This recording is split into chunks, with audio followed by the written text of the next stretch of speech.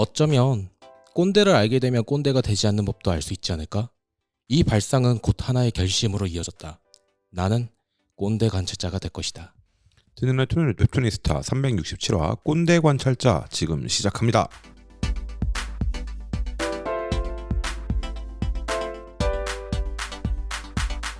안녕하세요, 재민입니다.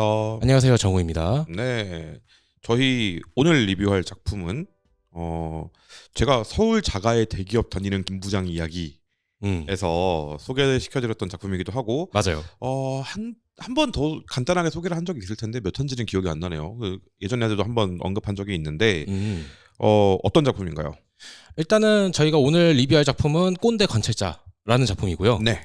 사실 그때 한번 저희가 360화였죠. 서울 자가의 대기업 다니는 김 부장 이야기 편에서 재민님께서 이거 꼰대에 대한 이야기를 다뤄봤으면 좋겠다. 정말 재밌게 본 작품이다 라고 해서 제가 이걸 봤어요. 근데 처음에는 무료로 보다가 생각보다 괜찮은데? 재밌는데 하면서 결국 다 질렀습니다.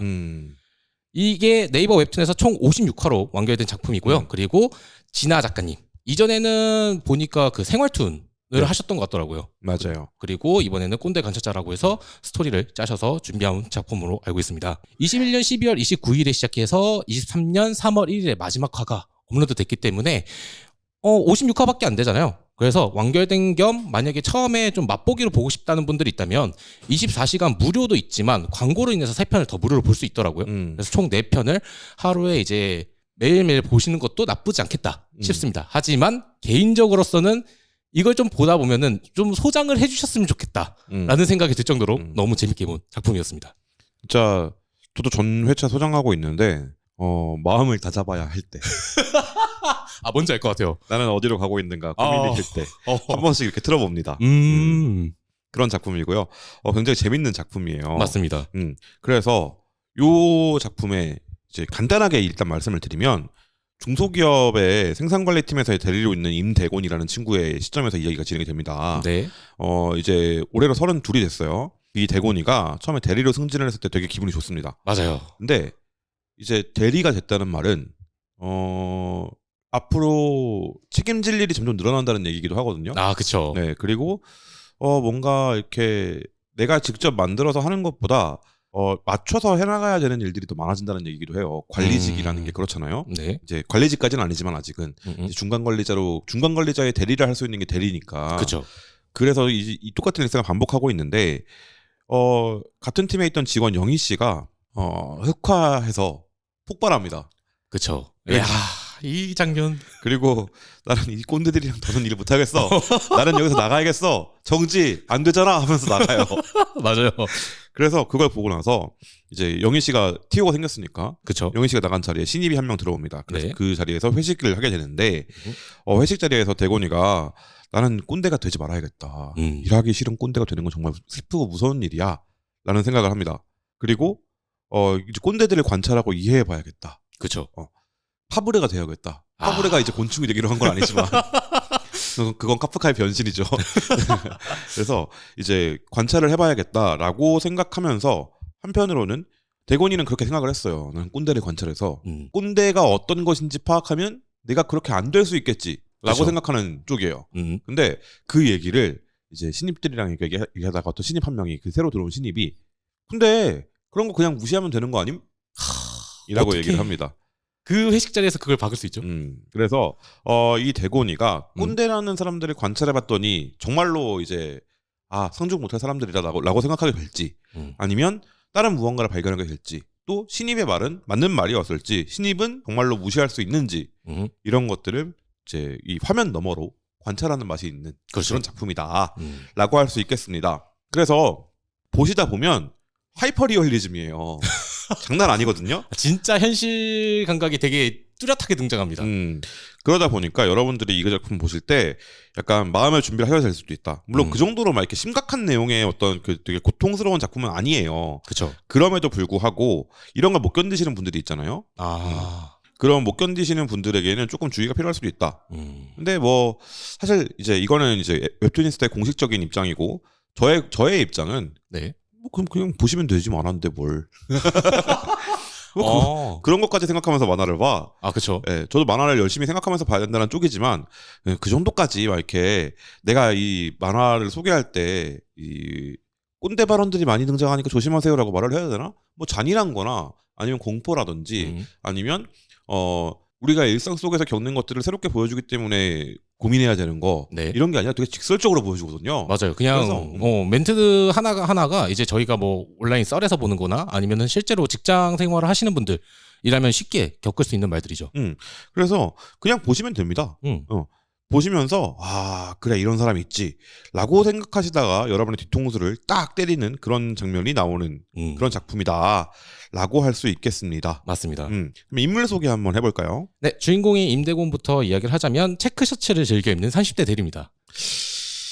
학과가 어딘지 알 것 같은 그렇죠. 공대생의 냄새가 많이 나죠. 네, 그런 셔츠를 입고 있어요. 그렇죠. 그리고 근데 일을 하면서 이제 매일 똑같은 일상을 반복하던 중에 이제 계약직이었던 영희 씨가 거기서 확 폭발해가지고 흑화된 모습을 보고 이건 뭔가 잘못됐다. 그러면서 주변에 있는 꼰대들을 관찰하겠다라고 마음을 잡죠. 근데 이제 대곤이가 가장 꼰대에 대해서 깊게 생각하게 된 건 사실상 아버지였던 거예요. 가족 중에서 가장 꼰대. 사실 나는 회사 내에 있을 줄 알았는데 그게 아니라 가족에게 있더라고요. 가장 가까운 사람이 있더라고요. 그래서 아버지를 도저히 이해를 못하는 상황에서 혹시 이 꼰대를 알게 되면은 내가 꼰대가 안 되는 것도 있지만 아버지의 마음을 이해하지 않을까라는 또 생각이 들었습니다.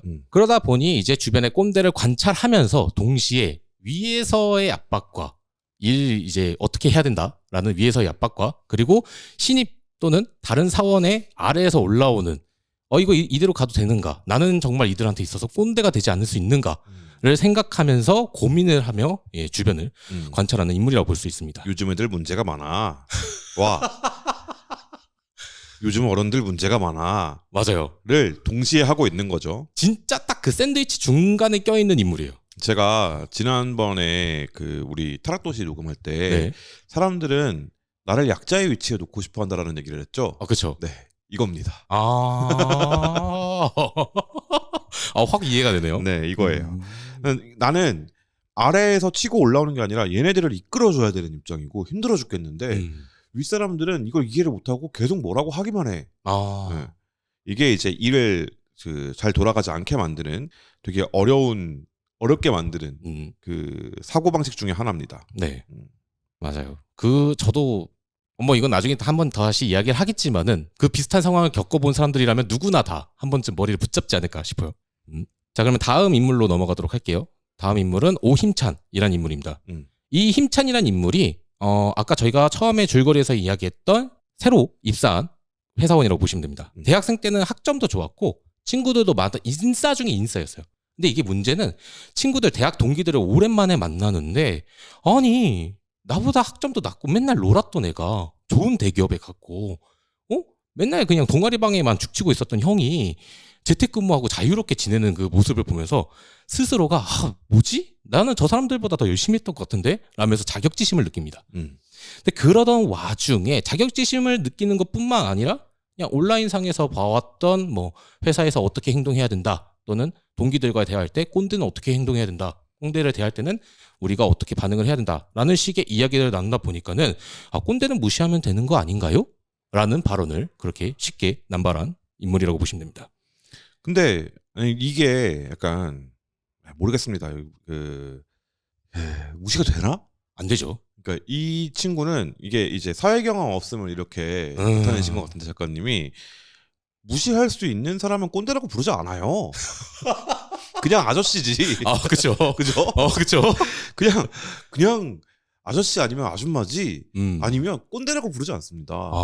꼰대 앞에 보통 많이 붙는 게 우리 집 꼰대라는 게 한동안 유행을 했었거든요. 그 네. 아버지를 붙는. 그럼요. 네. 나한테 영향을 끼칠 수 있는 사람, 근데 내가 무시할 수 없는 사람을 꼰대라고 불러요. 그래서 이 친구는 이 꼰대에 대한 정의부터 다시 내려야겠다라는 생각을 조금 했습니다. 그러다 보니까는 이제 일을 할 때도 좀 조용한 퇴사라고 하죠. 본인한테 맡은 일만 하는 그런 모습을 보이고 있습니다. 이 조용한 퇴사, 제가 이 마인드셋에 대해서 막 되게 많은 칼럼도 읽어보고 그랬는데 이게 결국에는 그건 것 같아요. 그러니까 내가 뭘 하든 내가 이렇게 하든 저렇게 하든 아니면 어떻게 하든 이 세상에 영향을 끼칠 수 없다라고 느끼는 사람들, 이 세상뿐만 아니라 내 이 회사든 뭐든 그러니까 내가 진심을 다해서 이렇게 말하면 되게 약간 이상하게 들릴 수도 있는데 내가 여기에 뭔가 영향력을 끼쳤을 때 그게 나한테 긍정적인 효과로 돌아올 수 있다라고 생각하지 않을 때 이렇게 되는 것 같거든요. 그리고 제가 요즘에 자주 하는 말 중에 하나인데 일이 안 되게 만드는 마인드셋이 있어요. 어떤 거죠? 일을 피하는 거예요. 무서워하고. 아. 근데 제가 되게 싫어하는 말이 그거예요. 네? 제가요? 왜요? 이걸 되게 싫어하거든요. 저 어릴 때부터 싫어했어요. 이 말. 왜냐면 우리는 팀이야. 팀이 같이 일을 하기 위해서는 네가 지금 일을 하는 게 필요해. 라고 얘기를 했어. 물론 계약상으로 되어 있는 거 말고 네네. 우리가 일을 하기 위해서 계약상에 없는 것도 튀어나올 수도 있잖아요. 그렇죠. 그래서 내 책임이 아니고 우리 모두의 책임인데 우리 모두가 함께 헤쳐나가야 되는 상황이 나왔는데 지금 당신이 적임자야 라고 했을 때 네? 제가요? 왜요? 이걸요? 라고 얘기를 해버리면 그 사람이 말했던 이건 당신이 하는 게 적임자야 라고 말했던 관리자의 입장에서 리더의 입장에서는 안 하겠다는 얘기구나로 들리잖아요. 그렇죠. 그러면 일을 할 수가 없어요, 같이. 사실 그 말을 쉽사리 뱉을 수가 없죠. 그거를 일을 하면서도 느끼는 거지만 저는 아직 그렇게 말을 하는 사람은 본 적은 없거든요. 근데 만약에 제가 누군가 아랫사람한테 그렇게 일을 시켰을 때 똑같이 반응을 들으면 저는 그 생각할 것 같아요. 이 일은 내가 결국 해야겠구나. 저 친구한테 못 맡기겠네. 그 생각 가질 것 같아요. 그러니까 상급자 하급자를 떠나서 같은 팀으로 일을 하더라도 사람들은 책임지고 싶어하지 않거든요. 책임을 안 지고 싶어요, 되도록이면. 맞아요. 근데 그러니까 그 말이 나오는 거예요. 그러니까 이거 책임의식의 부재라는 말이 존나 꼰대 같은 말이지만 책임의식의 부재라는 말이 아니라 아까 말했던 그 내가요? 이걸요? 왜요? 지금요? 이렇게 말하는 거는 이건 내 책임이 아니다. 이 일이 안 되더라도 내가 잘못한 게 아니야. 라고 밑밥을 까는 거거든. 그러니까 일이 안 될 생각을 하고 일을 들어가는 거잖아요. 네, 그쵸. 당연히 그럼 일이 잘 안 되지. 그렇죠. 근데 이제 거꾸로 얘기하면 그러면 주인의식을 가지라는 얘기냐? 아니에요. 일이 되게 만드는 마인드셋에 대한 얘기인 거예요. 그 일이 내가 하는 일이다. 그러니까 나도 이 파트에 참여해 있다. 라는 걸 말하는 거야. 회사의 주인의식을 가지고 일하는 그런 개소리가 아니라 네. 지금 당신이 하고 있는 책임을 맡은 그 일 그리고 그걸 잘하기 위해서 필요한 다른 부가적인 것들에 대해서 책임을 가지라는 얘기거든요. 네 거니까. 맞아요. 근데 나는 여기 와서 이것만 하기로 했으니까 이것만 하고 갈 거야는 긴 관점에서 자기의 성장을 저해하는 말이기도 하고요. 그리고 나의 이 일의 확장성을 떨어뜨리는 일이기도 해요. 그리고 일이 안 되게 만드는 마인드셋이거든요. 요즘에 그걸 제가 왜 느끼냐면 그게 권리 찾는 건 줄 알고 있는 사람들이 너무 많아요. 그걸 권리라고 생각하는 거예요? 나의 당연한 권리, 나는 내가 할 수 있는 일만 하고 내가 할 일만 하고 가는 것이 나의 권리야 라고 생각하는 사람들이 너무 많은 거야. 난 그게 너무 아쉽고 안타까워요. 그러니까 이게 되게 이 차이를 들으시면서 느껴지실까 모르겠네. 그러니까 내가 하는 일을 완벽하게 해내는 거, 내가 하는 일의 완성도를 높이는 것에 포함되어 있는 거거든요. 네, 그렇죠. 근데 그게 결국엔 커리어에 도움이 돼요. 근데 그걸 위해서 나의 기본권을 침해해가면서 할 필요는 없지. 근데 그 미묘한 차이를 알고 가는 것과 모르고 가는 건 되게 크단 말이지. 맞아요. 그건 진짜 커요. 근데 이게 이제 그렇게 해야 돼. 그렇게 해야 잘 살아남을 수 있어. 라고 말하는 사람이 저는 꼰대라고 생각해요. 남들이 일을 시키면 왜요? 제가요? 왜요? 라고 대답해라. 그럼 너한테 안 시킬 거다. 이 말이 무슨 말이냐면 당신은 일을 맡길 수 있는 사람이 아니게 되고 있다는 얘기예요. 그러니까 이 차이, 내 권리를 지키는 것과 내가 권리를 침해당하지 않는 것과 네. 일을 완벽하게 해내는 건 다른 얘기다. 그렇죠. 이게 헷갈리고 있는 것 같아. 저는 어릴 때부터 이랬거든요. 그러니까 이 마인드셋이 일반적이라는 것이 이해가 안 되는 거야.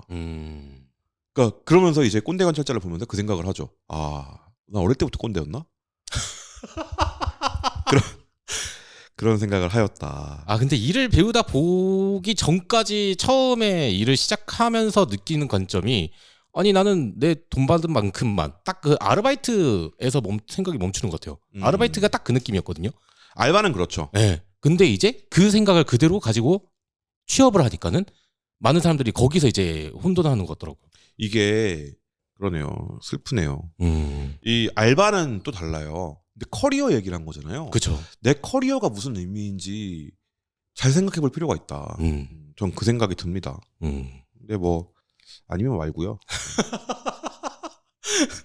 결국 본인이 느끼는 대로 하는 거죠, 뭐. 그럼요. 어쩔 수 없습니다.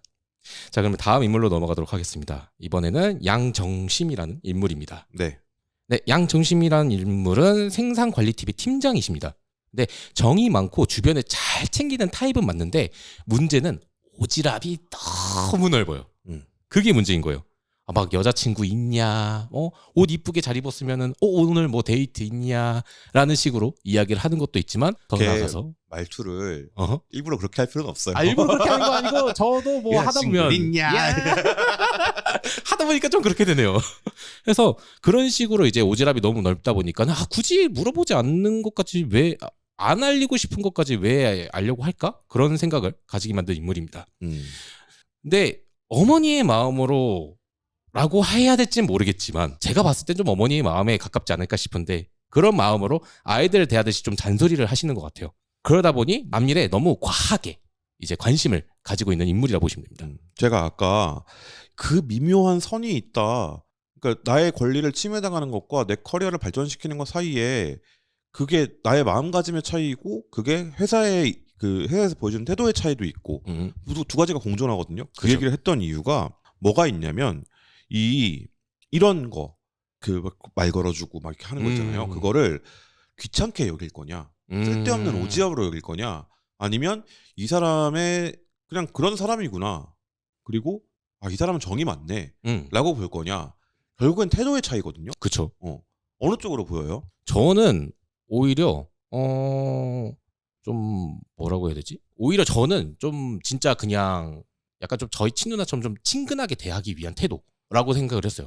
그러니까 좀 어느 정도 본인이 궁금하면 물어볼 수는 있잖아요. 근데 그렇다고 해서 그걸 대답 안 해준다고 왜 안 해주냐? 뭐 감출 필요까지 있어? 라는 그런 말을 하지는 않잖아요. 그냥 알려주기 싫다라면 그래 뭐 어쩔 수 없지 라고 넘어가는 인물이기 때문에 사실 저는 이게 조금 더 친근하게 대줘서 팀원들과 좀 서로 잘 어울리도록 만들기 위한 스몰 토크 같은 느낌이기 때문에 정이 많은 인물로만 그냥 그렇게 받아들여집니다. 그러니까 근데 저 같은 경우는 어떠냐면 왜 이렇게 궁금한 게 많아라고 생각하는 쪽이란 말이에요. 태도의 문제라고 실컷 얘기를 했지만 일단 나한테 이렇게 말을 거는 건 되게 싫어해요. 아이셨죠? 네. 그러니까 저 되게 그 까탈스럽게 미용실을 고르는데 미용실에서 갔는데 저한테 호구조사하고 막 되게 싫어하거든요. 다시는 안 가요. 그리고 뭐 예를 들어서 식당에 갔어. 또 오셨네요라고 해. 네. 그 다음 날부터 안 가. 진짜요? 난 그냥 조용히 밥을 먹고 싶은 거야. 근데 보통 이제 저 혼자 가면은 혼밥을 하면은 헤드폰을 끼고 간단 말이에요. 네. 헤드폰 끼고 있는데 뭐라고 말을 걸어. 안 들리면 안 들리나 보다 하면 되잖아. 그렇죠. 근데 굳이 이렇게 와가지고 물어보는 사람들이 있어요. 그건 좀 부담스럽네요. 그러니까 저한테 말을 거는 초면에 다시 볼 사이가 아니고 그냥 내가 단골인 것도 나도 알고 저쪽도 알아. 오케이. 말 안 걸었으면 좋겠거든요. 자꾸 말을 걸어. 그럼 안 가거든요. 근데 얼마 전에 미용실 갔는데 단 한마디도 걸지 않는 미용사를 만난 거야. 그런 데가 있어요? 너무 편했어요. 제가 난시가 심해가지고 안경을 벗고 있으면 어지러워요. 약간 집중하고 있으면. 그래서 눈을 감고 있거든요. 근데 왜 눈을 감냐, 뭐 눈 뜨고 봐야 되는 거 아니냐, 안경 때문에 잘 안 보이냐. 내가 알아 할게. 당신에게 맡겼잖아. 그렇죠. 그리고 그렇게 어려운 말이 아니잖아. 그렇죠. 라고 생각하는 사람이지만 이 정심 씨의 이 말들이 약간 그래도 좀 정감이 갔던 이유가 뭐냐면 이 사람은 제가 일을 한다고 생각했을 때 맨날 볼 사람이잖아요. 그렇죠. 그래서 그렇게 막 귀찮게 느껴지는 않을 것 같아요. 저는 초면인 사람이 막 질문하는 것이 저는 선이 이렇게 천천히 멀어지는 스타일이거든요. 선이 그쪽에 되게 가까워요. 그 사람 쪽에. 그래서 그 사람이 바스락만 해도 선을 넘어가는 사람이야. 근데 이게 친해지고 나면 한없이 뒤로 밀리는 사람이에요. 그래서 그 친해지는 기간이 필요한데 낯을 되게 가린다는 얘기죠. 네. 근데 이 사람은 이미 그게 그 선이 뒤로 밀린 상태에서 만났을 거잖아요. 그렇죠. 그러면 뭐 괜찮을 것 같아. 근데 초면에 이런다? 되게 싫을 것 같아. 그 생각이 들어서 좀 여쭤봤어요. 그렇군요. 저는 그렇게까지 받아들이지 못했었는데 다른 사람의 관점을 들으니까 신기하네요. 그러려고 이 팟캐스트 만든 거죠. 그렇죠. 네, 그리고 우현이라는 친구가 있는데 이 친구는 전문대졸이에요. 네. 그래서 좀 자격지심이 있습니다. 맞습니다. 학벌 컴플렉스가 좀 있어요. 전혀 필요 없습니다. 여러분. 전혀 필요 없어요. 학벌 아무짝에 쓸모없고 이 세상에 가장 쓸모없는 것이 단 하나 있다면 학벌입니다. 어. 네. 특히 지금 시대에는 더 쓸모없어요. 지금은 진짜 쓸모 없게 네. 느껴져요. 왜 쓸모가 없냐? 대학에서 나온 걸로 먹고 살았으면 저는 굶어 죽었습니다. 아, 맞다. 네. 아무짝에 쓸모없어요. 뭐가 중요하냐? 내가 가지고 있는 컨텐츠와 실력이 중요하거든요. 이 컨텐츠라는 건 내용이잖아요. 그렇죠. 이 내가 가지고 있는 나의 전문성. 그리고 내 분야에 내가 얼마나 알고 있는가. 그리고 거기에 얼마나 내가 어떤 발전하고자 하는 태도를 네. 가지고 있는가. 오늘 되게 꼰대처럼 말할 거거든요. 오. 지금 말을 하다 보니까 느껴졌어. 감이 왔어. 여러분이 그냥 평소에 들으면 개꼰대 같은 말일 거예요. 근데 저는 원래 어릴 때부터 이렇게 말을 해왔던 사람이에요. 감안하고 들으세요. 근데 그 내용, 태도, 이 모든 걸 포함한 이 컨텐츠와 네. 그리고 그걸 발휘할 수 있는 실력, 이 두 가지가 중요하단 말이죠. 그러니까 예를 들어서 내가 만화 쪽에서 일을 하고 싶어. 그럼 만화를 많이 봐야 되는 거예요. 그렇죠. 당연하잖아요. 당연하죠. 그리고 내가 만화가가 되고 싶어. 많이 보고 많이 그려야 돼요. 그렇죠. 그리고 고민도 많이 해야 돼요. 이런 거예요. 예를 들자면 그게 이제 중요한 거지. 학벌은 하나도 중요하지 않습니다. 학벌이 증명해 주는 건 딱 두 가지가 있어요. 어떤 거죠? 성실성과 그리고 기본적으로 주어진 태스크를 어떻게 처리할 수 있는가. 주어진 업무를 어떻게 처리할 것인가. 근데 주어진 업무를 처리하는 곳이 어디냐. 공무원이나 아니면 공무원은 능동적인 조직이 아니에요. 네, 맞아요. 수동적인 조직이잖아요. 떨어지기 전까지 일을 하지 않아요. 공무원들은. 그게 그쵸? 맞고 사실. 근데 이 일을 발생시켜야 되는 사람이 거기에 들어가면 되게 힘들어요. 적성을 찾아보라는 게 그런 얘기거든요. 예를 들어 제가 공무원 하잖아요. 큰일 날 겁니다. 저한테. 그렇네. 네, 저는 공무원에 절대 안 맞는 사람이에요. 그리고 또 하나 공무원과 비슷한 조직이 어디 있냐면 대기업이 있어요. 그래요? 대기업이 당연하죠. 대기업에서는 관리가 주요 업무예요. 네. 그러니까 대기업인 거예요. 하청을 주고 관리하는 것도 분명히 있는데요. 그것뿐만이 아니고 대기업에서 신규 프로젝트는 부서가 따로 있어요. 그걸 해서 지금 하고 있는 그 업무들이 있잖아요. 네. 이 업무들 사이에서 끼워넣는 일을 하는 거예요. 새로운 것들을. 그러니까 대부분이 관리예요.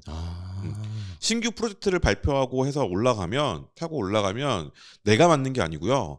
타고 올라갔잖아요. 그럼 네. 내 인사 고과에 반영이 되는 거고 이걸 맞는 부서에 뿌려줘요. 일이 그렇게 되니까 대기업인 거예요.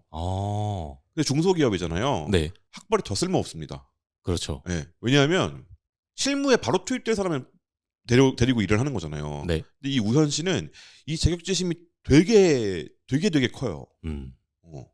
그래서 약간 보고 있으면 안쓰러워요. 근데 이게 더 안쓰럽다 생각하는 거는 본인 스스로도 자격지심이 있지만은 주변에서도 그걸 자꾸 이제 들먹이니까. 그게 이 사람한테 말 거는 방식인 거야. 왜냐하면 이 사람 사고에 그게 가장 메인이니까 이 사람한테 말을 하려면 그렇게 말을 해야 되는 거지.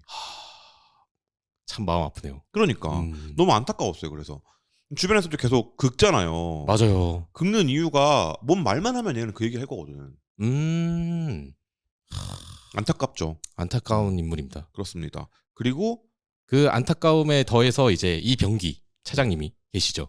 왜냐면은 그 생산관리팀의 차장으로 이제 수완도 좋고 눈치가 빠른데 자신의 안위를 가장 안전제일로 두는 사람 중 한 명입니다. 근데 이 사람이 왕년에 얘기하는 거 되게 좋아요. 라떼는 말이야 이러면서 이런 얘기하는 거 되게 좋아하는데 귀찮은 일을 대신에 다른 사람한테 떠넘기는 건 되게 일수고요. 그리고 상대방을 가르친다는 행동에서 각종 불쾌감을 좀 안겨줍니다. 이게 특히 우연한테 그 언급을 해요. 이게 이제 그거거든요. 약점을 자꾸 드러내니까 여기 때려주세요라고 들이밀잖아. 그럼 때리는 거야. 그래서 우연한테 뭐 이제 전문대 나왔고 뭐 월급 안 오를 거면은 그대로 있어라. 그냥 영어 공부라도 좀 해야 되지 않겠냐. 계속 그런 언급을 하잖아요. 나쁜 놈이지. 이놈이 나쁜 놈이죠. 근데 우현 씨는 그걸 좀 이제 안타깝다 그냥.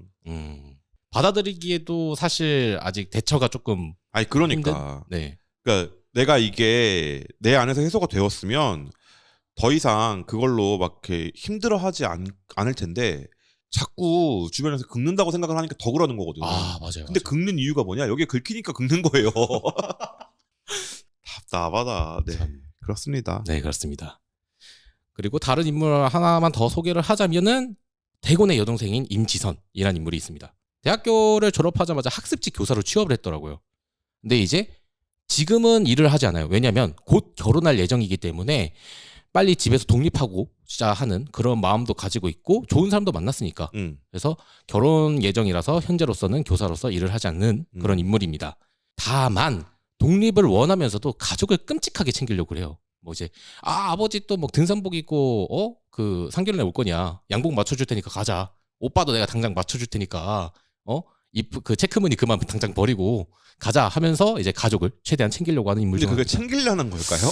사실 그래도 나는 그게 챙기려고 하는 모습이지 않을까 싶어요. 그러니까 그 부끄러운 거 아닐까요? 부끄러움도 있긴 하지만 저는 만약에 챙기지 않았다라고 생각한다면 그렇게까지 언급을 안 했을 거라고 그게 생각해요. 본인이 챙김받는 입장에서 모르는 건 아닐까요? 그런가? 본인이 챙김받는 입장이니까 이렇게 챙겨주면 좋지라고 생각하는 거 아닐까요? 챙겨줘야 되는 입장에서 생각해 보셨어요? 아니요, 그 생각은 안 해봤어요. 챙겨줘야 되는 입장에서면 평소에 지가 똑바로 쳐입고 다녔으면은 내가 이렇게 얘기를 할 필요가 없는데 똑바로 안 쳐입고 다니니까 내가 이렇게 하는 거 아니야? 막 이렇게 된다고. 그럴 수도 있겠네요. 저는 그쪽에 가까울 거라고 보고요. 음. 네, 내 결혼식인데 내가 주인공인데 오빠가 체크무늬 셔츠를 입고 나타날까봐 아빠가 등산복을 입고 그 훈주석에 아버지가 보라색 등산복을 입고 앉아 있을까봐 걱정했다는 생각을 안 해보셨나요? 갑자기 눈앞이 깜깜해지네요. 저는 그 생각이 가장 먼저 듭니다. 네. 그랬을 것이다. 그랬을 것이다. 그랬을 가능성이 높다. 그리고 여기에 또 나오는 그 대곤의 아버지와 어머니, 그 등산복 좋아하시는 아버지와 네. 그리고 저는 요즘 그 정세에 비춰보면 이 아버지가 좀 걱정됩니다. 진짜요? 네, 이 아버지가 어디에 계실까? 오. 현실의 대한민국 서울이라면 아버지가 어디에 계실까가 좀 걱정이 돼요.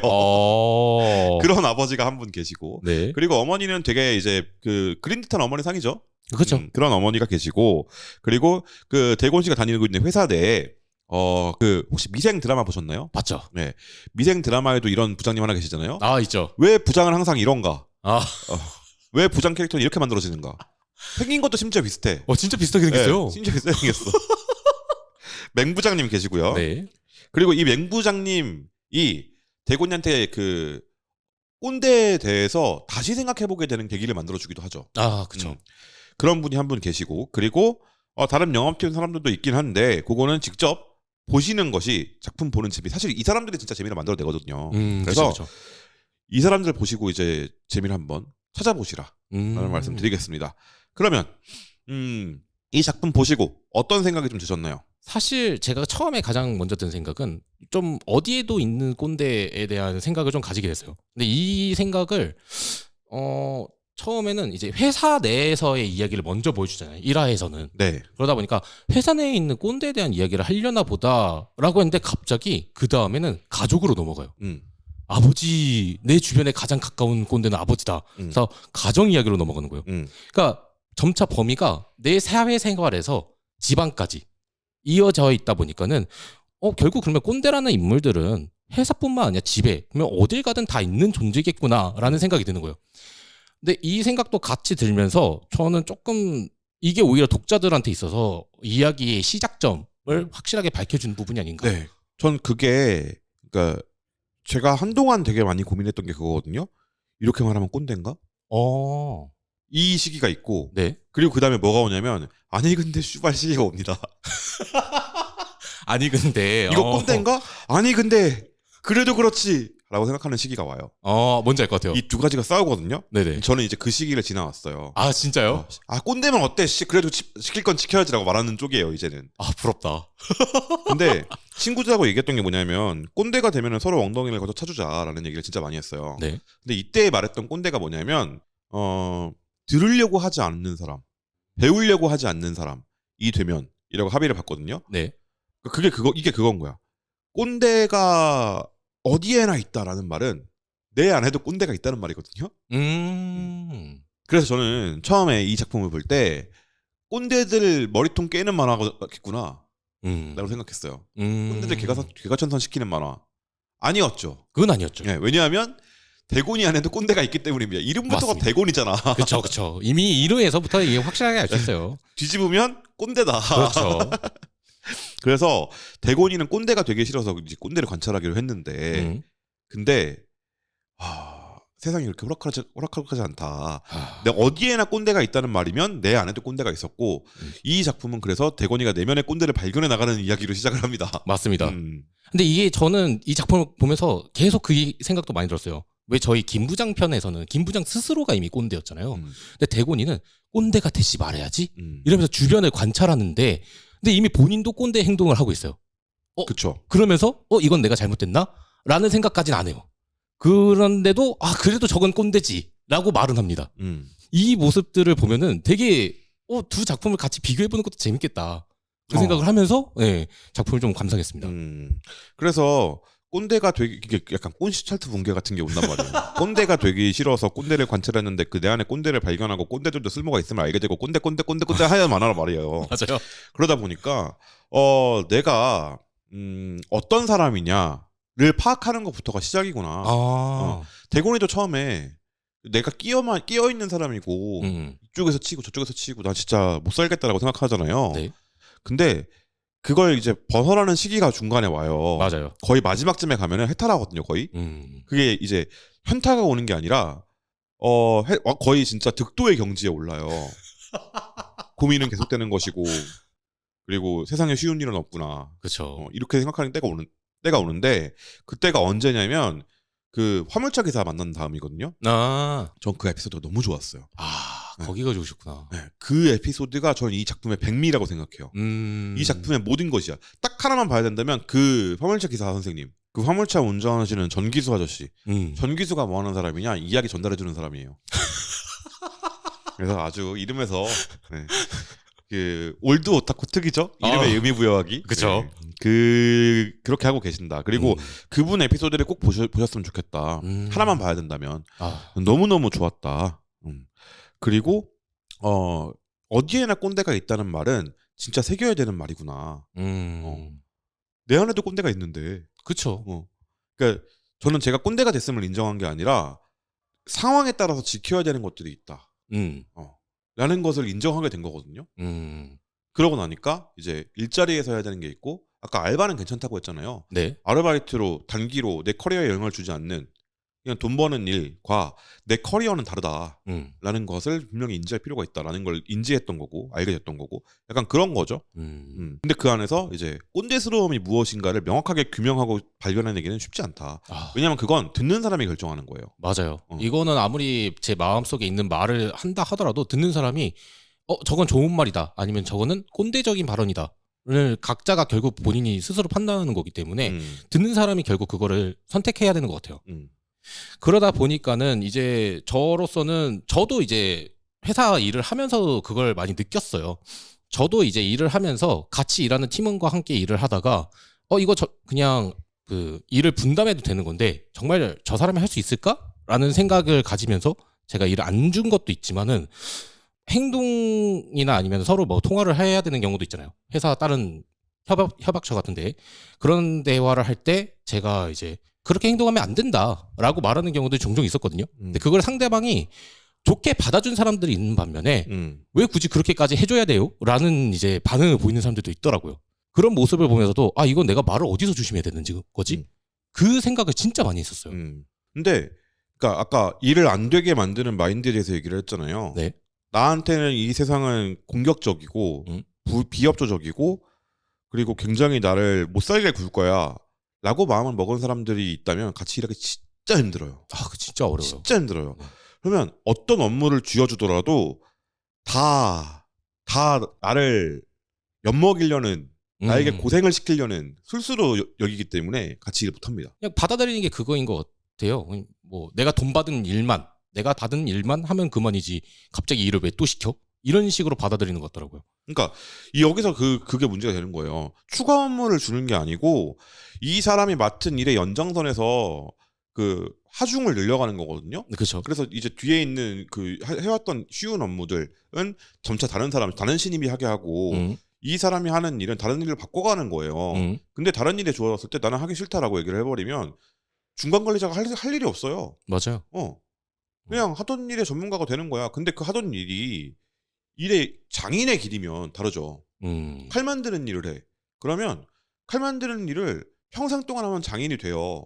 근데 우리가 하는 지금 이 세계에서 하는 일들은 한 가지 일을 평생 동안 하는 게 아니거든요. 맞아요. 특히 또 장인은 아니죠. 그러니까 이런 식으로 발전해 나가는 건데 새로운 업무가 주어졌을 때 제가요? 라고 나오면 할 말이 없어져. 그럼 왜 해야 되는지 설명을 해주잖아요. 그러면 제가 하는 일은 그게 아닌데요? 그럼 이제 같이 일 못하죠. 같이 못하죠. 그 순간부터 끝인 거죠. 그게 되게 이게 어려운 지점이다. 이걸 구분하는 게 되게 어렵다. 아, 맞아요. 진짜 어려워요. 주는 사람도 구분하기 어렵고요. 받는 사람도 구분하기 어려워요. 근데 그 합의는 있어야 돼. 이 사람이 나를 엿먹이려는 사람이 아니다. 상사가 군대의 간부와는 다르다. 라는 걸 합의를 해야 되는데 그게 잘 안 돼요. 맞아요. 저도 그래서 이제 제 경험담인데 제가 이제 혼자서 스스로 판단해가지고 일을 안 주거나 또는 좀 꼰대적인 발언을 했었을 때 상대방과 그냥 퇴근하고 술 한잔 마시면서 서로 있는 이야기 다 풀었어요. 속마음을. 그 이후에 이제 서로 협약을 좀 했었거든요. 그 기준점을 딱 한 번 잡고 난 후부터 좀 일하기 편해졌습니다. 그게 그래서 워크숍을 하는 거고 그래서 이렇게 막 처음에 입사하면은 막 이렇게 서로 막 으쌰으쌰 하는 거예요. 근데 이젠 그것도 뭐라 그러잖아. 뭐 누가 회식을 하재 정기적으로. 존내 꼰대같이 말할 거라고 했죠. 근데 그 일이 있으면 그 일이 예를 들어서 뭐 이렇게 워크숍을 해요. 그러면 이 워크숍을 준비하는 과정 당연히 추가적으로 해야 되는 일도 있고 귀찮지. 근데 그쵸. 목적이 뭔지 일을 할 때 일의 목적이 뭔지를 먼저 생각하는 게 필요하다. 그래서 일의 목적을 생각했을 때 우리랑 안 맞아. 그럼 의견을 낼 수 있는 분위기가 중요한 거지. 맞아요. 그걸 못하게 하면 꼰대인 거예요. 그냥 시킨 대로 해가 아니라 소리 달아라고 하면 그게 나쁜 거라고. 근데 일을 새롭게 주고 거기에 대해서 저는 그렇게 생각하지 않는데 이 일보다는 저렇게 하는 게 맞을 것 같은데요라고 얘기할 수 있으면 베스트지. 그렇죠. 근데 싫은데요는 답이 아니라고. 슈바에. 그러니까 자꾸 제 또래에 이제 막 대리 달고 과장 달고 하는 애들이 그 생각을 하는 거예요. 내가 돌이킬 수 없는 꼰대가 됐나? 노답인가 나는? 이 고민을 하는 거야. 왜냐면 일을 줄 때마다 싫은데요. 왜요? 내가요? 제가요? 네가 하세요. 막 이런 얘기 듣거든. 그리고 위에서는 그거 하나 제대로 못 시키냐는 얘기를 하거든. 그러니까 끼어있다는 생각을 하는 거예요. 그러면 부장을 달면 괜찮냐? 부장을 달잖아요. 그러면 임원이 될 사람과 임원이 안 될 사람으로 나뉘어요. 그리고 거기서 이제 또 끼어 있어요. 일이 안 되는 마인드가 그거라는 거야. 이게 내 커리어에 도움이 되나 안 되나? 아니면 일을 더 잘하기 위한 방법이 무엇인가를 생각하는 게 아니고 내 커리어에 도움이 되는 일을 어떻게 할 것인가를 생각하는 게 아니고 그냥 일하기 싫은 상태가 있다. 이걸 인정하고 가야 돼. 그렇다 보니까 이제 이 꼰대라는 존재는 어디에나 있음을 그 사람도 꼰대야. 중요하죠. 진짜 중요해요. 어디에나 있음을 인정하고 가야 된다. 근데 이런 좀 꼰대에 대한 고를 저는 인터넷이 조금 더 깊게 만들지 않았을까라는 생각도 해보고 있어요. 어떤 점에서요? 특히 처음에 작품 에피소드에서도 나오잖아요. 사이다 썰 이라면서 이제 저희 뭐였지? 작품 내에서 계약직으로 일을 하시는 영희 씨. 영희 씨도 이제 그 사이다 썰 보면서 막 참고 있는데 자, 맹부장님이 등장해서 뭐 이런 사이다 썰 같은 거 뭐가 좋다고 보고 있어? 라면서 뭐라 그러잖아요. 그런 모습도 있지만 뒤에 가서 우연히가 내가 부당하게 당한 거를 인터넷에 올려요. 그때는 사람들이 댓글로 막 엄청 써요. 그 회사 막 찔러버리라고. 근데 본인이 사이다 썰 만들었다면서 사이다 썰이라고 올린 인터넷 글은 또 반응이 좋지 않습니다. 우리 팀 회사원 아니기 잘했네. 다행이네. 뭐 딴 팀 이야기니까, 딴 회사 이야기니까 넘어가요. 이런 모습에서부터 꼰대가 단순히 만나는 게 아니라 인터넷에서 서로 사람들이 각자 경험한 것들에 대해서 거기서 경험을 공유하고 이게 더 고를 깊게 만드는 게 아닐까라는 생각이 들었어요.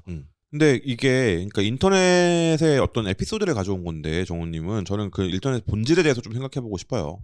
뭐냐면 인터넷은 초연결 사회를 만들긴 했어요. 네. 다 연결되어 있다고 얘기는 해요. 근데 연결되어 있다고 느끼시나요? 아니요. 단절되어 있다 좀 생각이 크게 들죠. 그러니까 인터넷은 연결의 매체가 아니에요. 면벽의 매체예요. 면벽의 매체. 벽에다 대고 얘기하는 거예요. 근데 그 벽이 대답을 해주는 거야. 벽이 뭘 해주진 않죠. 그렇죠. 그리고 심지어 때로는 그 벽들이 나를 공격하기도 해요. 맞아요. 그러니까 인터넷은 초연결 시대라고 얘기는 하지만 이게 인간과 인간 간의 연결이 훨씬 더 중요하다는 걸 오히려 더 부각시키고 있는 매체이기도 하거든요. 네. 그러니까 그게 되게 뭐랄까 이 어떤 인터넷이라는 매체가 가진 특성에 대해서 얘기를 조금만 더 해보자면 인터넷 썰을 올릴 때 사실을 적나요? 그건 모르죠. 근데 모르잖아요. 모르죠. 모르는 게 크죠. 어. 네. 사실이에요 아니에요라고 물어보면 모른다예요 답은. 음. 근데 사람들은 이 사람의 주장, 일방적인 주장을 보고 답을 내려요. 그래서 말을 해주는 거예요. 그게 어떤 식이냐면 친구들이랑 술 먹다가 그지 같아서 못하겠다라고 얘기를 하면 친구들이 야 때려쳐라고 얘기하잖아요. 네. 때려칩니까? 안 때리시죠. 근데 왜 인터넷 그래 세상 처음 한 번도 본 적 없는 사람들 얘기는 듣냐고. 이건 결국에는 아까 이제 그 꼰대처럼 말할 거라고 얘기했던 때부터 시작되는 건데 자기 주관에 대한 얘기예요. 결국엔 자기 주체성에 대한 얘기야. 내가 내 커리어를 내가 결정하고 발전시킬 것이냐, 그래서 내가 기꺼이 할 수 있는 일이냐를 네. 판단하는 것과 그리고 내가 마찬가지로 내 커리어가 걸려 있는 일이잖아. 그렇죠. 거기서 그냥 인터넷 썰 보고서 나도 저렇게 해야지라고 쉽게 마음을 먹어버리는. 그거는 왜 한 번도 만난 적 없는 사람들한테 인생을 겁니까? 그죠? 그렇죠. 그러니까 전 악플에 대해서 똑같이 얘기하거든요. 물론 기분 나쁘고 심장 벌렁벌렁 뛰고 이 새끼 찾아가고 싶지. 아, 그쵸. 저도 지금 십몇 년을 인터넷판에서 굴렀는데 없었겠어요? 지독한 악플러도 없었겠어요? 근데 열받지, 화가 나지. 근데 걔네들이 내 인생을 바꾸지는 못해요. 맞아요. 어차피 만날 일이 없잖아요. 네. 만날 일이 없는 것도 마찬가지고 걔네들이 가지고 하는 그 말들이 나를 공격하는 말이 아니에요. 나를 공격하기 위해서 하는 말이 아니라 그냥 지가 하고 싶으니까 하는 말이에요. 허공에 휘두르는 주먹이에요. 허공에 휘두르는 주먹에 왜 내가 가서 맞아줘요? 그건 맞을 필요 없죠. 근데 그게 중첩되면 진짜로 아파요. 근데 그때 나를 좋아하는 사람들을 돌아볼 필요가 있어요. 어떻게요? 그냥 돌아보는 거예요. 말 그대로 진짜로. 근데 친구들 만나는 거예요. 현실에 있는 친구들 만나는 거예요. 고립되지 않는 거예요. 인터넷은 면벽의 매체라고 했잖아요. 네. 벽을 하나만 있으면 괜찮아. 2개가 되고 3개가 되고 4개가 되면 그 안에 갇혀요. 인터넷 세상은 전부가 아니에요. 굉장히 넓은 세상처럼 보이지만 되게 좁은 세상이에요. 거기. 어제 악플 쓰던 놈이 또 악플 쓰고 있고요. 어제 하나 달았으면 오늘 2개 달고 있고요. 하던 놈들이 계속해요. 걔네들을 치우잖아요. 세상은 생각보다 살기 좋은 곳이에요. 근데 인터넷 때문에 그렇게 보이는 거란 말이죠. 근데 그게 이제 고립의 매체다 보니까 네. 이 고립된 사람들이 밖으로 나왔어. 사람과 만나는 법을 못 배운 사람들이 밖으로 나왔어. 그랬을 때 이 세상이 마치 인터넷처럼 나를 공격한다고 느끼는 거야. 전 그렇게 생각해요. 사람들의 선의를 믿지 않게 돼. 근데 대부분은 호의를 가지고 살아요. 그렇죠. 누가 악의를 가지고 살아요? 대부분의 인간은 호의를 가지고 산다고. 근데 인터넷은 대부분의 인간이 악의를 가지고 있는 것처럼 느껴져요. 왜냐? 댓글을 쓰는 놈들의 동력은 대부분이 악이거든. 상처를 주고야 말겠어거든. 내가 화가 났으니 너도 당해봐. 근데 그 화는 인터넷 창을 끄잖아요? 사라지는 화예요. 그렇죠. 인터넷 창을 못 끄니까 계속 거기 남아서 화를 내고 있는 거야. 야, 그런 사람들을 왜 상대를 해주느냐 라고 쉽게 말할 수도 있겠지만 그 사람들이 마치 여론인 것처럼 보이니까. 맞아요. 그 우연히의 장면에서도 그런 말이 나오잖아요. 내가 분명 사이다 썰 올렸는데 왜 사람들이 날 공격하는 거지? 라는 말을 하잖아요. 딱 그 느낌인 것 같아요. 그럴 때는 관심을 받고 싶다고 인정하면 됩니다. 간단하네요. 관심이 생각보다. 필요하다고 인정하면 돼요. 그러면 그 관심을 건강하게 받을 수 있는 방법은 뭘까를 고민하면 돼요. 근데 저는 많은 부분에서 이 고민이 중단될 때 사람이 망가진다고 생각하거든요. 네. 이것도 마찬가지죠. 우연 씨도 고민을 안 했기 때문에 망가진 거죠. 그런 거라고 저는 생각해요. 고민을 좀 더 많이 해야 된다, 인간들이. 존재하고 있다면 고민을 해야 된다라는 생각이 들어요. 그리고 이 인터넷이 고를 깊게 만드느냐, 세대 간의 갈등은 인터넷 때문에 촉발되는 게 많다고 봐요. 진짜요? 지금 이제 50대 이상인 분들은 네. 대부분 인터넷을 30대, 40대에 먼저 접했어요. 그쵸. 그러니까 인터넷이 부차적인 거예요. 네. 그리고 저는 인터넷과 함께 자랐어요. 네. 그리고 친구들도 같이 놀고 인터넷에서 게임도 하고 자랐단 말이에요. 근데 지금 세대는 인터넷이 주예요. 이해를 못해. 저도 이해 못해요. 그 마인드셋을. 근데 거기에 깔려있는 묘한 패배주의 같은 게 있거든요. 어차피 안 될 거야라는 이 안 되게 만드는 자세들이 있어요. 네. 그러니까 나에게 좋은 말 해주는 사람이 아닌 사람들한테 모두 적이고 아. 그리고 이 세상은 약탈로 가득하고 이렇게 받아들이는 사람들이 있어. 네. 친해지지 마세요, 여러분. 그 진짜 과감하게 위험합니다. 끊어내세요. 맞아요. 그 사람들을 고립시켜야 돼. 계속 그 사람들한테 관심을 주니까 관심을 먹고 더 크거든요. 그러지 말아야 된다. 저도 좀 그 어렸을 때부터 같이 인터넷과 함께 살아왔기 때문에 그 경험들이 있어서 그런지 지금의 말이 되게 크게 공감이 되거든요. 특히 뭔가 남한테 다 잘 발풀어 줄 것 같이 말하면서도 속으로는 아닌 그런 사람들도 굉장히 많았어요. 그렇기 때문에 그 사람들 주변에 모일수록 본인이 힘이 세진다라고 착각을 하는 것 같아요. 근데 그게 현실로 나가면은 사실 아무것도 아니잖아요. 그런데도 이제 밖에 나가서 떵떵거리고. 그러니까 현실로 나가본다는 말이 이게 인터넷 주인 사람들한테는 그게 현실인 거예요.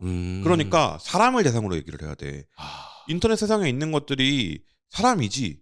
모니터 뒤에 사람 있고 좋은 사람들 많죠. 그쵸. 근데 거기서 악의를 가지고 다가오는 사람들도 같은 사람 취급을 해줄 필요는 없다. 왜? 현실 세계와는 달라요. 인터넷은. 그 사람의 책임을 안 지기로 했으면 차단하는 거예요. 그냥. 그렇죠. 내 눈에 안 보이게 깔끔하게 타임라인을 정리하는 것도 내가 할 일이에요. 전 그렇게 생각해요. 그게 되게 중요하다. 그러다 보니까는 이제 인터넷 자체로서 저는 이 에피소드들 특히 이제 사이다 썰과 관련된 이야기들이 나오는 거에서 이게 좀 더 꼰대와 그리고 꼰대가 아닌 사람의 고를 깊게 만들어가지고 난 저런 사람 아니야라고 단정짓는 이야기들이 아니었을까. 그것도 비겁한 일이거든요. 도망가는 거죠. 어디에나 꼰대가 있다고 했잖아 앞에. 근데 쟤는 꼰대고 나는 꼰대 아니야. 여기서부터 사람이 망가지기 시작한다니까. 그쵸. 그렇게 망가진 사람이 둘이었죠. 그리고 이건 혐오에도 마찬가지예요. 혐오는 누구에게나 있어요. 근데 나는 그렇지 않아 라고 생각하는 순간부터 사람이 망가지기 시작해요. 나는 절대적이야. 나는 틀릴 리 없어. 이게 무오의 오류라고 하거든요. 틀리지 않는 건 없어요, 여러분. 아시잖아요. 그 이야기 듣자마자 너무 힘들어졌어요. 사람은 다 틀려요. 맞아요. 우리가 녹음할 때 제가 수없이 얘기했던 내가 틀릴 수 있다라는 것이 현대 문명의 시작이다. 나의 존재론적 사고 이것마저 틀릴 수 있다라고 생각했던 데카르트가 나는 생각한다 고로 존재한다 라고 이제 그 참의 명제를 끌어냈잖아요. 네. 그럼 거기에 반박을 해보는 거예요. 틀리지 않을까? 생각한다고 프로그래밍이 되어 있으면 어떡하지?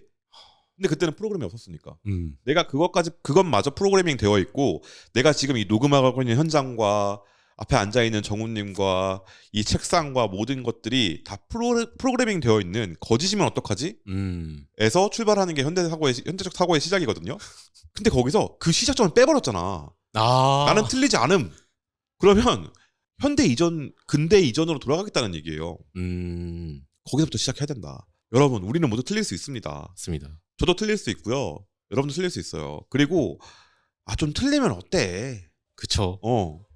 이런 너그러운 마음가짐이 필요하다. 정말 그 마음 가지는 거 어렵기는 아는데 어려운 거 알죠. 저도 아는데. 쉬워요. 그냥 저러고 사는구나 하면 돼요. 진짜요? 뭐 남의 삶에 이렇게 관심들이 많아. 빡치네 갑자기. 남이 연애를 하든 말든 누구를 만나든 말든 뭔 상관입니까? 처음에 저는 그걸 가지는 게 정말 어려웠거든요. 그리고 남들이 나를 어떻게 평가하든 말든 내가 잘하고 있으면 되는 거 아니냐. 이게 단단한 사고방식이죠. 근데 이건 어렵지. 남들이 나를 어떻게 평가하든 말든 이건 어렵지. 근데 남들한테 하는 건 쉬워요. 나한테 하는 게 어렵지. 맞아요. 그쵸. 남들한테 좀 그렇게 살자는 거예요. 예를 들어서 여기서 회사에 포맷하고 나왔어요. 막 사이다 썰 막 이러고 있는 거야. 그 뒤에 무엇이 따라오는지를 모르니까 할 수 있는 행동이에요. 그렇죠. 법적인 책임이 따라요, 여러분. 나의 행동이 무엇인지를 명확하게 이건 메타인지도 아니야.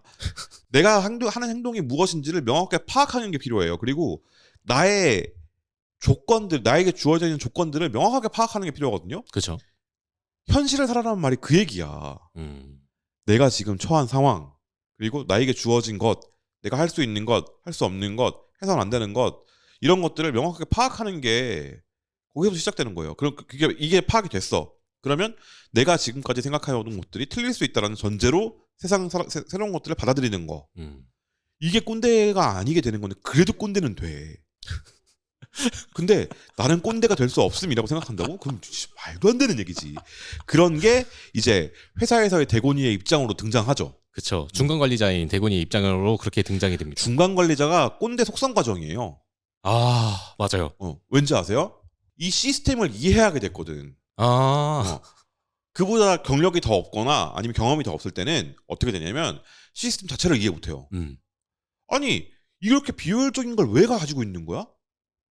이렇게 불합리한 걸 왜 유지하고 있는 거야? 다 엎어버려야지 라고 생각합니다. 그리고 중간 관리자가 되는 순간 거짓말처럼 그래서 세상에 그냥이 없구나 맞아요. 라는 진짜, 걸 진짜 많이 느낍니다. 라는 걸 이해하게 돼요. 그러면서 세상이 다르게 보입니다. 이 세상은 정말 위태롭고 위대하구나. 아, 삐끗하면 사라지죠. 라는 걸 느끼게 돼. 맞아요. 제가 그 경험을 제가 어릴 때부터 이랬다 그랬잖아요. 네. GOP에서 느꼈거든요. 어, 제가 군대를 그 국경지대에서 그랬잖아요. 그때 나 같은 새끼한테 국경을 맡긴다고? 근데 나한테 맡긴 게 아니야. 그 시스템을 지키는 그것에 맡긴 거야. 그 말은 그 위에 이제 사단장분들이나 뭐 이런 아이, 시스템에 맡긴 거라고요. 시스템에. 제가 그래서 공화주의자가 된 거예요. 사람을 믿지 않아요, 저는. 네. 사단장은 사람을 믿는 게 아니고 이 네. 시스템을 한테 맡긴 거고 우리는 그 시스템을 관리하러 들어간 것뿐인 거야. 물론 군대의 모든 것들이 합리적인 시스템으로 만들어진 건 아니에요. 근데 때로는 불합리해 보이는 것이 이렇게 합리적인 시스템의 결과물일 수 있다. 그게 우리가 꼰대를 생각할 때 네. 되게 비합리적이고 되게 권위적인 사람들이라고 생각해요. 근데 대곤이가 직접 경험해 보잖아요. 관찰하잖아. 네. 관찰하면서 대곤이가 뭘 느끼나요? 마지막에 이제 본인이 느꼈던 게 그거였던 것 같아요. 진짜 꼰대라는 것 자체를 떠나서 그냥 본인 스스로가 이제 잘 해결되어 가고 있는가? 그러니까 이 시스템 맞물려서 잘 본인이 이어가고 있는가? 그거에 대한 고민을 좀 많이 했던 것 같거든요. 맹부장 에피소드 기억나요? 아, 기억나죠? 맹부장이 능력도 없는데 저 부장 자리에서 고수도 따고 맨날 술 처먹고 와가지고 술톤으로 막 소리 지르고 그런 사람인 줄 알았지. 근데 어때요? 사고가 났을 때 사고 났을 때 그때 어떻더라? 관심 없다니까 남한테.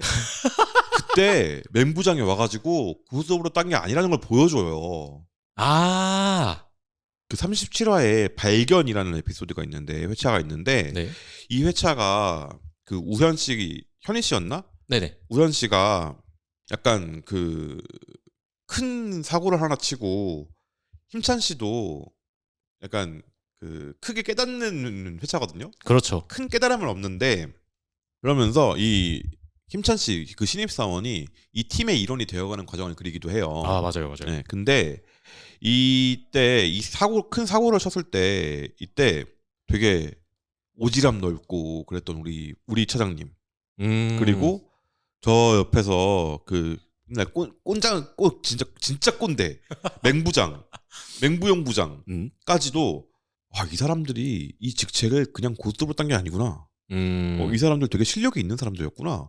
이 사람들이 진심 펀치 한 번씩 하니까 이 사고가 해결이 되네. 그 악성재고 건이었거든요. 맞아요. 네, 그 건이 해결이 되네 싶은 그런 에피소드를 보여줘요. 그러니까 이 소위 말하는 짬바를 무시 못한다라는 걸 보여주거든요. 그러면 이제 아까 했던 얘기들 모두 엮어서 얘기를 해보면 네. 그러려니 하는 거가 그 태도로만 있으면 안 되지. 틀렸다고 의심하고 그 과정을 거쳤을 때 문제가 없어. 그러면 그럴 수 있나 보다라고 생각을 하다가 이 사람이 본 실력을 발휘할 때가 왔을 때는 그걸 인정해 주는 것도 필요하다는 거예요. 근데 아까 말했던 인터넷이 네. 어떻게 만들었냐면 이 사람들의 실력을 인정 안 하게 만들었어. 아니 뭐 한글에서 뭐 하나 할 줄도 모르고 표 하나 못 그리는 사람인데 무슨 쓸모가 있어? 거꾸로 물어보면 한글에서 표 그리는 능력이 뭐 그렇게 쓸모 있는데? 그쵸, 중요하지 않죠. 네. 그거 배우면 할 수 있는 거잖아. 그쵸. 근데 이 사람은 그걸 안 배워도 되는 위치에 있는 거거든요. 그 위치에 있는 이유가 뭔지 정말로 무능한데 그 자리를 차지하고 있어. 그러면 그런 격언이 있습니다. 사람은 계속해서 승진한다.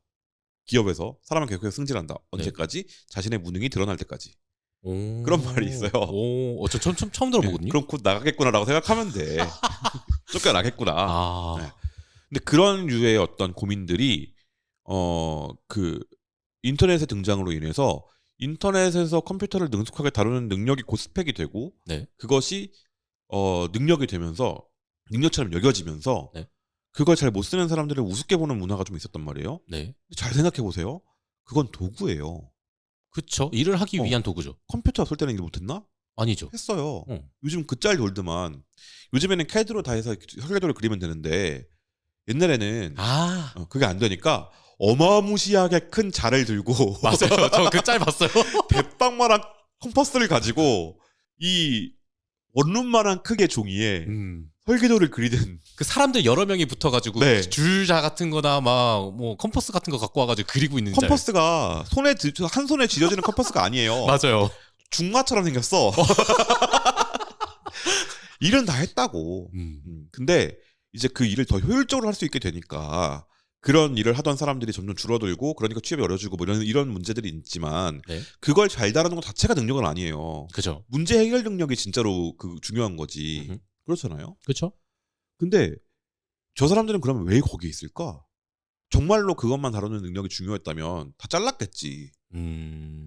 그죠? 그거는 또 왜 그 비싼 연봉을 줘가면서 그 자리에 앉혀놔.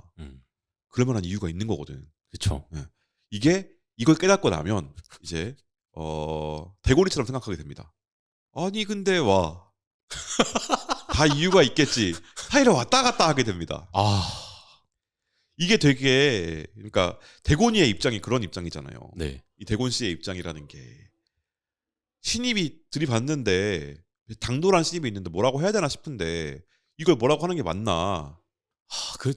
저는 그러지 못할 것 같긴 해요. 아니 예를 들어서 도움이 안 되는데 신입이가 야근을 해야 되는 상황인데 별로 할 일은 없어. 근데 대기해야 되는 상황이야. 그래서 대곤 씨가 그 야근을 하잖아요. 네. 근데 신입이 옆에 붙어 있어.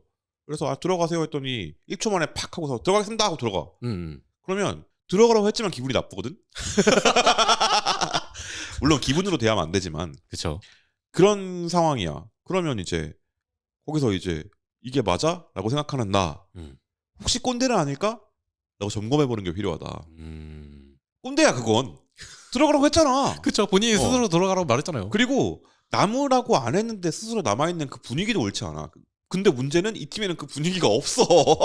그렇죠. 이미 팀장님부터가 다 뭐 퇴근하시면 갔는데. 가니까. 그러니까 대곤이 아래에 그 직급이 아래인 사람은 딱 한 명밖에 없으니까 자기 사수가 앉아 있으니까 나도 있어야 되겠다라고 생각해서 남아 있는 거잖아요. 그렇게 생각하는 게 꼰대적 마인드라고. 근데 이 회사는 그런 회사가 아니었어요. 맞아요. 근데 어떻게 생각하냐면 이렇게 불합리하게 야근을 하고 자꾸 시키는 회사라고 생각해. 시킨 적 없거든. 대곤 씨가 설명했잖아요. 그러게. 이거 재고 관리 때문에 이 숫자 다 맞는지 지켜봐야 돼서 대기하고 있는 거다. 그러고 나면은 다 맞으면 나도 들어갈 거다.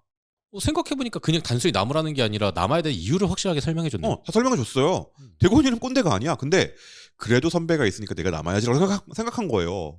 그래놓고 회사 탓을 해. 이거 잘못됐다는 거지. 그러니까 대곤 씨도 여기서 얘가 착한 것 같긴 한데 내가 뭐라고 해야 되나? 극적하게 되는 거죠. 골치가 아프죠. 그리고 위에서 이제 너도 대리 달았는데라고 중얼중얼하고 그러면 답답해지는 거지. 화가 나죠. 네. 그러니까 대곤이가 꼰대를 관찰하기로 한 거잖아요. 네. 근데 나는 잘 모르겠어. 뭘 모르겠냐면 대곤 씨는 되게 잘하고 있는 사람이에요. 근데 이 대곤 씨가 처한 상황, 위치 이런 것 때문에 꼰대처럼 보이게 만든다? 확 이해가 와닿네요. 그게 꼰대의 본질이 아닌가. 네. 그냥 처음부터 저 위치에 있는 사람은 꼰대라는 이미지를 마음속에 갖고 있기 때문에 그렇게 받아들이는 게 아닐까 싶어요. 그래서 이 작품에서는 독자가 이거 꼰대인가? 왜냐면 대곤이가 잘하고 있는 것 같거든? 근데 대곤이가 스스로 의심하잖아요. 맞아요. 그러니까 이거 꼰대인가? 라고 생각해. 왜냐면 읽는 나도 동의했거든 대곤이한테. 이거 꼰대인가? 라고 생각하는 나와. 근데 아무리 그래도 룰을 생각하는 내가 계속 왔다 갔다 합니다.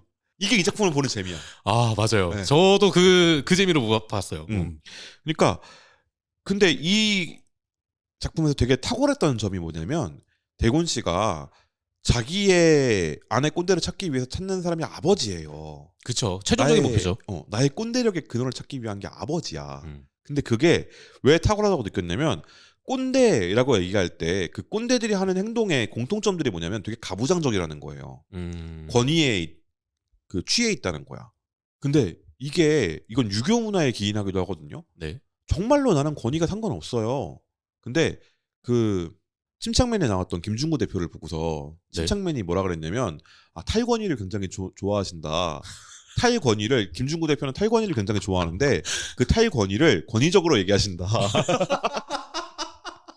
권위주의자 탈권위주의자인 거야. 그 대체 무슨 뭐 정리가 안 되는데요? 편하게 해라고 계속 얘기하는 거지. 근데 저는 그 생각이 있거든요. 그러니까 좀 복잡하게 생각하는 거 그런 관계에 있어서는 복잡하게 생각하는 걸 싫어해요. 어떤 현상이나 아니면 어떤 원인이나 이런 거랑 되게 깊게 생각하는 걸 좋아하지만 아니 거기까지 뭐 그렇게까지 생각을 해라고 생각을 하는데 근데 나이를 먹어보니까 느껴져. 나는 진짜로 괜찮거든. 편하게 얘기해 라는 말이 되게 꼰대처럼 들리겠구나. 쉽게 편하게 말 못하죠. 제가 이 녹음을 같이 하는 이 두 사람한테 제일 답답한 게 그거예요. 편하게 얘기를 하라고 한 1000만 번은 말했는데 한마디도 안 해. 너무 힘들어요. 저는 진짜 그래서 농담이 아니고 진짜 너무 힘들거든요. 근데 내가 할 수 있는 말은 의견이 있으면 편하게 얘기해라는 말밖에 없어요. 진짜 편하게 얘기해도 되거든. 근데 얘기를 안 해. 그래서 내 맘대로 한다? 불만이 나와. 얘기하라니까 씨발 미치겠는 거야 막. 돌아버릴 것 같아요 진짜로. 그러면서 내가 그래서 깨달은 거예요. 돌이킬 수 없다 그냥. 사람들은 나는 꼰대로 생각할 거다. 인정하고 가자. 나의 진심만 변하지 않으면 된다. 그리고 편하게 말하라고 하면서 이게 내가 좀 조심하고 있는 게 뭐냐면 어디 한번 말해봐라고 편하게 말해봐라고 말하지 않기. 난 진짜로 괜찮거든. 진짜로 말을 해줘야 된다고 이렇게 읍소하잖아요 막. 맞아요. 거의 빌잖아 막. 의견 좀 내달라. 이거 내 방송이 아니고 우리 방송이니까 우리 방송이라는 생각을 가지고 말을 해달라. 근데 내가 그걸 텍스트로 적어봤어. 나 꼰대처럼 들리겠더라고. 근데 요즘 아무 말 안 하잖아요. 어쩌겠어. 그렇게 생각한다는데 어쩔 거야. 외로워요 그래서. 죄송합니다. 대거리는 그 과정을 거칠 거예요. 내가 어떤 말을 해도 씨알도 안 먹힐 때가 올 거예요. 너는 올 거야 너도. 그죠? 이게 받아들이는 사람의 입장으로서는 그 생각이 많이 드는 거예요. 내가 저 사람한테 그렇게 편하게 말을 해도 되나? 내가 뭐 야라 부르라 그랬어. 형이라고 부르라고 개새끼야. 그러니까 제가 그나마 지금은 조금이라도 저는 좀 편하게 말하는 거고 예전에 처음에 느꼈을 때의 감정은 정말 편하게 말해도 되나? 내가 이거 말 잘못하면 어떡하지? 그 생각이 먼저 자리 잡게 피게 되는 거예요. 그러다 보니까는 그 말을 편하게 못 하겠는 거예요. 너무 화가 나네요. 네, 그렇습니다. 근데 결국은 이것도 이해에서부터 시작을 해야 되는 게 아닌가라는 생각이 좀 들어요. 저는 그게 마지막에 나왔던 그 동생 결혼식의 한 사진 때문에 그 생각을 좀 많이 들게 됐는데 동생이 마지막 결혼 사진에 아버지가 V자 이렇게 하잖아요. 딱 그 모습이 저는 이제 이해에서 시작된다면은 결국 모든 게 다 잘 풀리지 않을까라는 생각을 들고 있고 그거 보면서 다이나믹 듀오랑 슈프림 팀이 예전에 그 어떤 카드 광고로 음악 나온 게 하나 있거든요. 비욘드 월이라는 곡이 있는데 거기서 아버지를 이해할 때는 어른이 돼라는 가사가 있습니다. 그것처럼 이제 내가 꼰대라고 생각했던 사람을 이해하기 시작한다면 그때부터 좀 더 서로가 이제 받아들이는 게 편해지지 않을까라는 생각을 가지면서 그 작품을 보게 됐어요. 그러니까 이게 이 유교 문화권에서는 어쩔 수 없는 것 같다는 생각이 들기도 해요. 근데 그 가부장성이라는 게 권위적이고 가부장적이고 이런 것들이 전 되게 안 좋다고 생각을 하거든요. 네. 근데 내가 그렇게 원하든 원하지 않든 사람들이 날 그렇게 대해. 그런 사람이겠거니 하고. 그래서 더 끊임없이 발버둥을 쳐야 되는 거예요. 그러니까 여기서 확실하게 느꼈어. 그러니까 고민을 멈추는 순간 돌이킬 수 없어요. 그때부터는. 우리나라 환경이 지금 그래. 이게 되게 이해해서 시작한다 그랬잖아요. 네. 이해를 하고 싶지 않아도 정우님은 이해할 수밖에 없어요. 왠지 아세요? 어때서죠? 당신은 남자고 나이를 먹을 거거든요. 그냥 자연산 아저씨가 될 거야. 그쵸. 이해하려고 하지 마세요. 어차피 이해돼요. 근데 근데 고민을 멈추지 마세요. 그리고 그때 내가 받은 고통을 그대로 한번 당해봐. 이 이해라는 게, 그러니까 정우님이 이 마무리 지을 때 항상 버릇인데 그냥 듣기 좋은 말하고 끝내거든요. 좀 그 있는 것 같아요. 네. 네. 이해가 뭔데 그래서? 음. 뭐가 이해야? 제가 생각했을 때 이해는 처음에 부정적이라고 생각했던 거를 이제 좀 직접 경험해봤을 때 느꼈는 돌아오는 것이 이해가 아닐까? 역지사지인 거네요. 그러니까. 그렇죠. 그 역지사지로 그 사람의 입장에 되어보고서야 보이는 것들이 있잖아요. 네, 그렇죠. 근데 상상으로 그게 가능했으면 얼마나 좋을까. 어렵죠. 안 되죠. 근데 이 우리 머릿속에 뇌내망상만으로 힘들잖아요. 네. 그걸 도와주는 게 필요해요. 음. 그것이 이야기고 그것이 컨텐츠예요. 꼰대 관찰자는 그래서 그 사람들의 입장과 그 사람들의 마음가짐, 내가 이해하고 싶지 않아 라고 생각했던 사람들의 그 사람들의 입장으로 생각해주게 만들어요. 왜냐하면 독자한테 계속 물어보거든. 맞아요. 꼰대 같지? 꼰대 맞지? 아니었을걸. 제가 받았던 질문은 그거였어요. 너도 이런 행동 해왔지? 이었어요. 그 연령에 따라 달라요. 연령대에 따라 다르게 느낄 거예요. 제가 이걸 처음 봤을 때는 그 생각을 했어요. 아니 근데 슈발과 이거 꼰대인가? 이 사이에서 계속 왔다 갔다 하고 있는 딱 대곤이의 마인드로 봤거든요. 그러니까 완전 몰입해서 봤지. 이번에 다시 보면서는 저는 거기서 약간 벗어났잖아요. 벗어나고 나서 보니까 그게 다가 아닌데 그렇구나, 그게 다가 아니었구나 라고 느끼게 되더라고. 그러니까 결국에는 이 사고의 확장을 도와주는 게 컨텐츠의 역할이라면 네. 이 컨텐츠는 되게 멀리 확장시켜주는 이 작품은 되게 멀리 확장시켜주는 작품이다 라는 생각이 들었습니다. 그렇기 때문에 사실상 저는 이제 어찌됐든 마지막 그 한 장면 아버지의 V 표정이 있는 V 사인을 하고 있는 그 사진에서부터 진짜 그게 이해의 작품이 아닐까 하면서 다시 한번 좀 작품을 한번 또 보긴 했었어요. 봤는데 그러면서 한편으로 조금 겁이 나기도 하더라고요. 최근에 제가 일했던 것들이 전부 다 이제 혼자서 일하는 것들이었기 때문에 남들과 협업을 하는 일들이 별로 없었던 상황이라 내가 이 자리에 있을 때에 과연 잘 버틸 수 있을까? 그리고 대건이와 같은 마인드로 생각을 가졌을 때 나는 어떤 행동을 할까? 대곤이는 대인배예요. 대인배죠. 그래서 그런 이야기들을 해볼 수 있는 꼰대 관찰자라는 작품이었습니다. 맞습니다. 오늘 이 작품 한 줄로 평하자면 어떤 작품이었나요? 회사 생활하면 다 겪습니다. 존내 꼰대 같은 말이다. 겪어보면 다 알아. 맞아, 진짜 그거예요. 저는 대리 체험이 컨텐츠의 역할이라면 이 작품은 아주 훌륭한 대리 체험을 하게 해준다 라고 정리해볼 수 있을 것 같아요. 그러면 저희 이번 주는 여기까지 방송을 하고 다음 주에 또 다른 작품으로 찾아오도록 하겠습니다. 그러면 저희 다음 주에 만나요. 안녕. 안녕.